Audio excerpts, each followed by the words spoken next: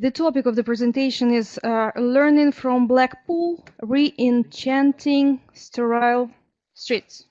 Yeah. Yes? Shall I go? Sure. Yes. Hi, everyone. Can you hear me? Yes? Cool. Yeah. Okay, I'll just get on with it, shall I? Yes. We were discussing yesterday with the colleagues here at Tom State University, working on an idea about the transformation of the university campus in the digital age, and my focus is very much on the physical spaces of the campus, how we might bring about interventions in public space to create new and distinct places, and that then should carry a message about a place and attract people and retain people to those places. And I was in Tomsk last year, and I talked about a project in Manchester, the Corridor Project, where Manchester's Oxford Road connects the city's two main universities together, and the attempt to enliven that street, and it hasn't really worked. And so I thought about this, and I thought, well, if you want to rethink the spaces of universities, the last place to look at is examples from other universities. We might need to think about looking at other spaces, and it happens so. I've done research with Tim Edensaw, and you can access this research. It's in the Sociological Review, it's the full paper, which is looking at a place called Blackpool, which is a seaside resort in northern England, working class, attracts 10 million people a year, 3 million people each year to look at the lovely Blackpool illuminations, the world's biggest light display. And the reason for this is, well, one, Blackpool has an image problem around drugs, deprivation, and but also seen as a tacky place. What's the Russian word? Tacky? Bad taste. Bad taste. Yes. So we were interested in this place in terms of product development. The first rule of place branding is get your place product right. And what I was thinking is it's a linear space. So we start. This is Tomsk. We have to say to everybody online that on the right it's Tomsk. So what I'm interested in is perhaps linear placemaking. Like, how do we re-enchant linear spaces? In the same way, Manchester's Oxford Road is a linear space connecting two universities. So is Lenin Avenue, and I've walked up Lenin Avenue many times, many times, and so have you guys. And I'm sure every day you've thought, how can this place be better? And it can, but don't come to look at Manchester. Go to look at Blackpool Promenade, and I'll explain why. To do so, the Blackpool's Promenade has been redesigned, but because it's in Blackpool, because it's tacky, serious urban designers and architects don't think of Blackpool as a place of innovation. I would argue the opposite. To re-enchant sterile urban settings, to think about placemaking in more productive ways, what we did was go back to an earlier account of an even more denigrated linear space, which is Las Vegas Strip, and specifically Robert Venturi, Denise Scott Brown, and Steve Eisner's 1972 Learning from Las Vegas, a text considered integral to the development of postmodern spaces and the decentering of high, lofty culture. And their call to re-evaluate and celebrate popular motifs and styles of architects and planners. So the Las Vegas Strip, it's a way of rethinking popular taste, vernacular style, and excess, but also we borrowed the methods of inquiry. So to challenge the kind of abstract modernist purism that came to dominate post-war planning, not just in Soviet Russia, but also in Manchester and other Western cities, Just a quick aside, and the other reason, just to say that Robert Venturi sadly passed away in September, so this is a bit of my tribute um, to him. What we're trying to do is challenge international professional design codes and practice that always encourage declutter, over design, over regulation, measures that prevent people from gathering in social space or design out groups of people who aren't supposed to be there. And what we'd argue is that those kind of designs, they're from like a creative class of architects and planners who articulate abstract ideas of what good design is, what Venturi called sophisticated architecture, foregrounding always new things over vernacular traditions, and marginalize interventions which are not cool. Yes. In short, this isn't not fun. It's boring, unsensual.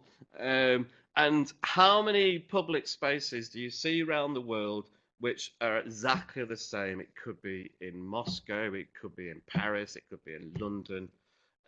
Because the same designers, the same architects reproduce the same ideas everywhere. So if we're trying to create place uniqueness, ignore those architects. Is my argument, and go to Venturi and think about, and this is one thing I want to talk about, is playfulness, having fun with the urban realm, and also to think about how people actually use places, everyday routines, and it's the people in the place which give it vibrancy and vitality, make the place safer. And so people use that, who come to the bus stop on Lenin Avenue, and they walk from the bus stop onto campus, and they walk up and down Lenin Avenue every day. How can we learn from that to think about, well, how can we make that more pleasurable, more fun? Yes, does that make sense? Does make sense. It's a great fantasy right now, so I'm flying with I it. like fantasy. There's nothing wrong with fantasy. So there's four themes here. I'll quickly go through them. I've got lots of pictures. I think about movement, to think about playfulness, to think about the sensuous, and also to think about defamiliarization as linear placemaking tactics. Yes. So, just a quick word about promenades. What we're talking about here are esplanades, pathways, or pedestrianised streets. In an urban context, they speak to vibrancy and vitality of, say, La Ramblas in Barcelona. The spaces for unregulated walking, which in cities are often on narrow pavements or parks, and often, or you might find them in very regulated environments like the shopping mall. Well, this kind of open space for leisurely walking, you find it in Britain, not in the cities, but on the seaside. Yes. And this is Blackpool. It's the longest, 5 miles long. And it has all sorts of attractions, including the famous Blackpool Tower. It's not the Eiffel Tower. It's not the Eiffel Tower. And also amusement arcades and hotels and places to get fish and chips and pubs. Pubs. Places to drink. And people walk along this, families will walk along it. They might not do the whole 5 miles, but they do little beats along there, little stretches.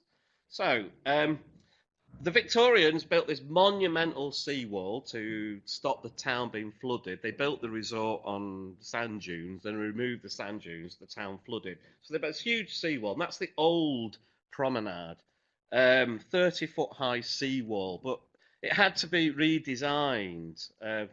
It was frequent because of climate change and so on. The tide would go over, and also it disconnects people from the top, from the beach. So it's been completely redesigned using biomimicry to create artificial headlands that help build up the sand again. So to protect through natural process to protect the seafront. And also they've created new public space, and that's what I wanted to focus on. So there's been an opportunity there. What used to be a very kind of straight line is now made more interesting. For example, through curves, through slope ramps, through a combination of steps, gradients, and slopes. It's on multiple levels, and people might use this space, and you find people sharing the space, people walking, people in wheelchairs, on skateboards, pushing prams, all sorts of different ways of walking or mobility, all within the same space in a leisurely way. Things which you often don't find within an urban context. So through big regeneration funding, the space incorporates new design, but that new design speaks to local heritage. For example, these rocks, they light up at night. If you peer inside this submarine, you find a sea monster. The new wind shelters, there's lots of features which interact with the elements. These interact with the wind. This interacts with the sun to create a shadow of a heart on the pavement. So you might go on holiday and find a love, and that love is gone with the sun. Little mini mega structures. I'll come back to this one later. This interacts with sunlight. This interacts with sound. And this is a high tide organ. So this, when the tide comes in, it pushes air through the organ and makes music. And also these, because it was built on sand dunes, these 30-meter high sand dunes, they sway, these sand grass sways in the wind. So there's all sorts of interventions like that. There's lots of interventions to encourage people to move, but also to dwell and linger and stop. Right. So, so you get an idea of how that has been achieved through design.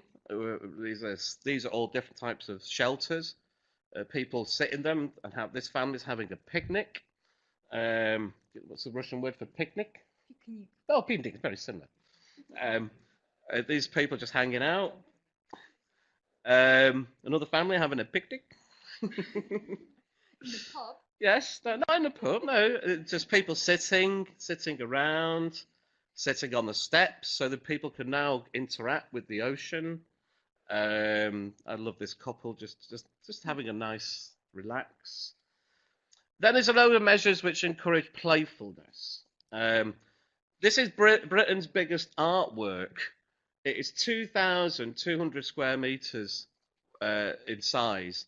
It's designed by Gordon Young, and it's Britain's most famous jokes, all transcribed in granite. Mm-hmm. So people read the jokes and they share the jokes, and even though they know the punchline, it promotes sociality. People laugh, dwell, linger. And it is the most, I would say now, I'm very uncritical, it is the most brilliant piece of public art I've ever seen in any city, and I've been to a lot of cities. The way it absolutely speaks to the people who use that space, who understand instantly what it's about, and you see people laughing all the time in this space. So there's another shot. Everyone photographs that. Put the kid next to flipping kids. It's a swear word. The other one is the giant mirror ball. As we approach it, this is about encouraging. It was what Barbara and Hitchmuth called site-specific dance. So at night it rotates, and they shine light, and the light then spins around this public square. And this is from our observations at SAT, watching people. So, it's like the ballroom. So if you know anything about British culture, strictly ballroom and ballroom dancing, the world home of that is in Blackpool. So it speaks to that dance culture. It feels like I'm drunk. it feels like I used to take drugs. Does it make you miss ecstasy? Said one person. And children love it as well. Children play with the lights as they spin round. They get lost in the glitter dots. Let's catch it, catch it. Okay, right. And then finally, the sensuous. No, we've got sensuous. There's all sorts of tactile measures, touch, sound, sights, together with the traditional seaside vernacular alongside the prom as well. And the final one is on defamiliarization. This is where the ordinary becomes enchanted. And principally, they do this through the illumination. So by day, they transform everyday streetscape into something, well, surreal and enchanted and spectacular every evening during the autumn, including new digital displays on the tower, animations where crowds gather to watch. And then people themselves kind of interact with the lights by lighting themselves up. So, concluding points. There's several things I think, if you're thinking about transforming the university campus, there's several things we might learn from Blackpool. The value of local vernacular heritage and practices, how people identify with a particular place, a street, and also how they actually use it. How you might, it's got a spelling error, interactivity and play. How you might accommodate different sensory or tactile processions, how you might disrupt the linear narrative, the linear qualities of long streets to make them more interesting, how you might make familiar objects appear strange, and lighting is a good way of doing that, particularly in an area of the world where it's dark, and accommodating and honouring the past, but also without freezing it in heritage to make it used and alive. So my advice is to reconsider serious design against playful design to inject life into boring streets. And if you're ever in the United Kingdom, please come find me in Manchester and I will take you to Blackpool and we will have some fun. Why didn't you take us to Blackpool? I offer. Thank you. Thank you very much. We have 2 minutes for one question from Irina and for a very short response to that. Okay. Little bit of fantasy again. No, Dreams. Nothing wrong Yes. with dreaming. Let's imagine that you are our mayor. Okay. Yeah. Tomsk mayor. Oh. Yeah.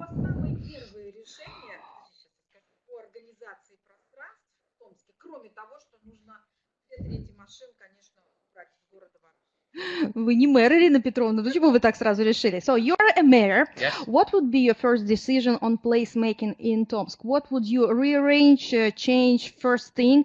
Apart from the issue with the cars, we know that there are too many of them. Well, that so was the first thing if I were a mayor, I would, cut. Well, Chris, I was talking to Roberto on the way here this morning. I mean, it is about cars. We give too much space to cars. In the future, people will less likely to own a car. They're less likely to need to park the car because the car will drive itself. And already in Britain, we've got some major city centres already now looking to completely ban cars from their city centres or downtowns. Also narrowing highways and creating more space for cyclists. I can't imagine cycling in Tomsk in any scenario. People do that. There are some crazy people. Yes, well, who do that. cycling should be natural part of the city. If you design a city that's safe for cyclists, it's safe for pedestrians and. It's not. In Amsterdam, twice or 3 times we almost got killed by Well, cyclists. you don't know the culture. You need to learn to live with that. Get used to it, yeah. So measures to as we say in Blackpool there, the cyclists and the pedestrians share the same space because it's wide. Yeah. And you can demarcate and negotiate that space more easily. There's lots of cars going up and down Lenin Avenue. The other thing you see most often going up and down Lenin Avenue are people, students, And for making the safe, if you want to make Tom's an inviting campus, then it's not just the space of the campus, it's the space adjacent to the campus. So what we need to do is encourage people in Tom's to use their cars less often and to recapture Lenin Avenue for people. Less speaking, more action, Mr. Mayor. Yes. Yes, but in general, of course, we agree. We just need a lot of money to do that. That's the challenge. Ирина Петровна сказала, well, thank you very much.